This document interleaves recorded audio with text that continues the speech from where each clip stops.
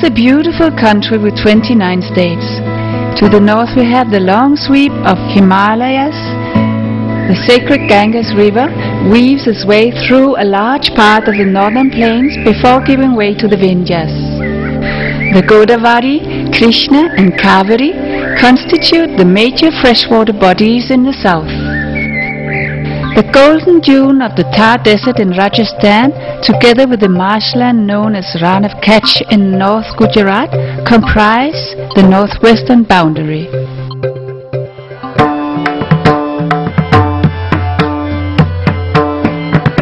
India is a country very rich in heritage and old traditions, with colorful festivals such as Holi, Diwali and many others celebrated all throughout the year. These festivals are full of symbolism and have a rich cultural and spiritual significance. Religion and culture in India are closely knit. Diverse ethnicities with many different dialects contribute to the richness of the nation.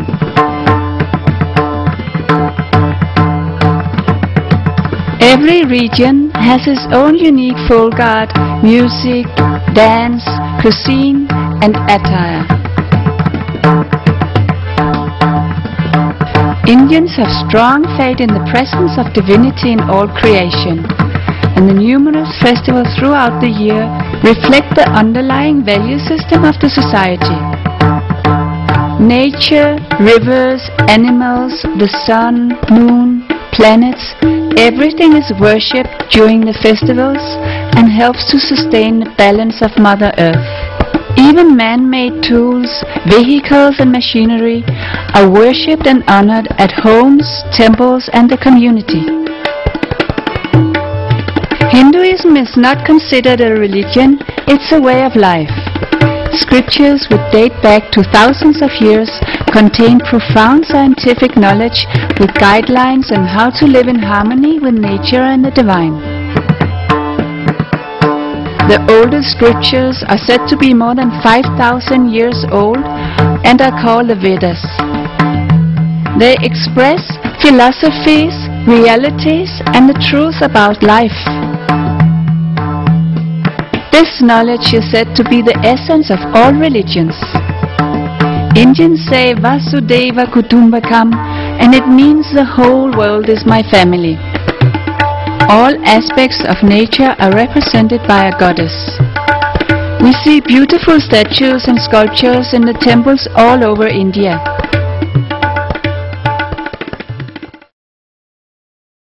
As a social worker from Scandinavia, I came to India with the focus of starting a cultural exchange program between youth from India and Scandinavia. While putting together information for this project, my interest shifted to a highly problematic and urgent issue. This is the story. I was heading for Gujarat, a state in the western region of India. The family who invited me lived in the town Sungat in the district of Surat. In Surat, I visited many different villages. They maintain a simple way of living that is fundamentally closer to nature.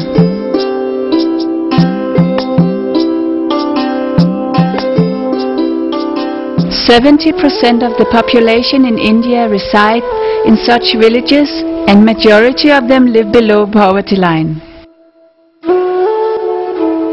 During my stay, the villagers were facing a drought with soaring temperatures of 45 degrees Celsius and sometimes even higher. Searching for food, water and work, the villagers head toward nearby cities and industrial areas.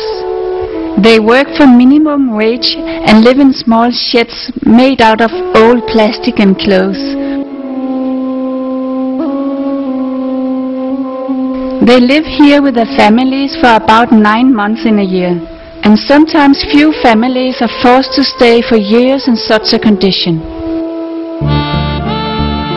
As I move around these villages, I learned about some programs being conducted by Christian missionaries, which caught my attention and interest.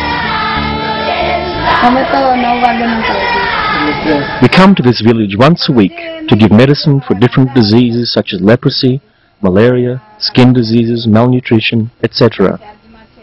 We also tell them about hygiene and not to go to the witch doctors. But they can go to the church for healing.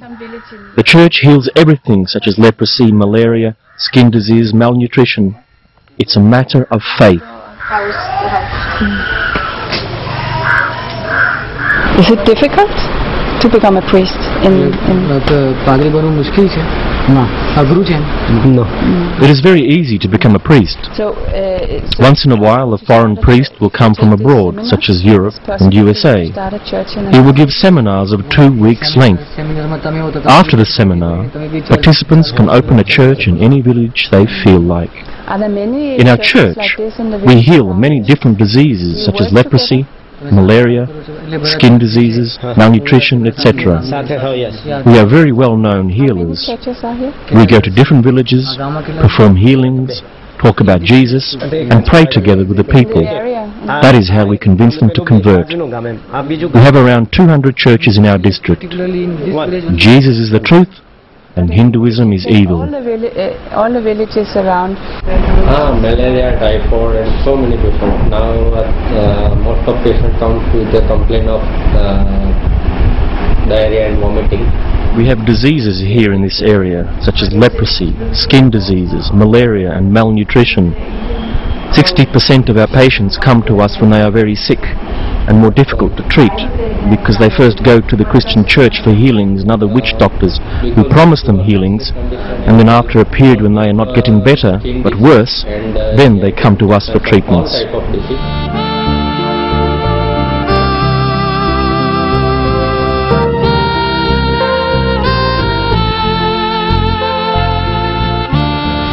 Antenna में fit કરીને આવતા હતા ને જાતિ અમે fit કર્યા તે રસ્તામાં જ દેવળ આવે છે.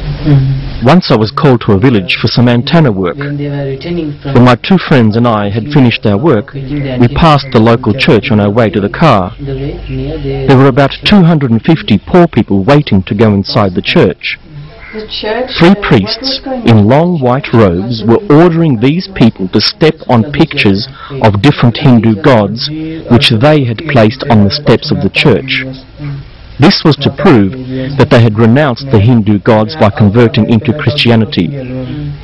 Later, it came to my knowledge that they were also ordered to burn pictures of our Hindu gods.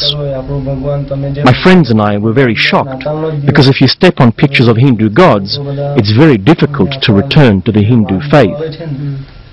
Poor people choose to become Christians because the church promises them advantages, things that would take the Indian government a long time to deliver, and they promise them healing from all diseases just by coming to the Sunday prayers in the church. Just inquiring about these programs raised a lot of suspicion from the village heads and the priests towards me. I wondered why there was so much hostility. I started talking more to the villagers.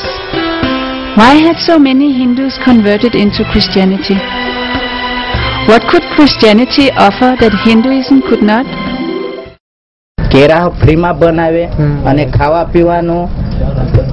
When I first converted to Christianity, I got 4,000 rupees from the church to use in my agriculture.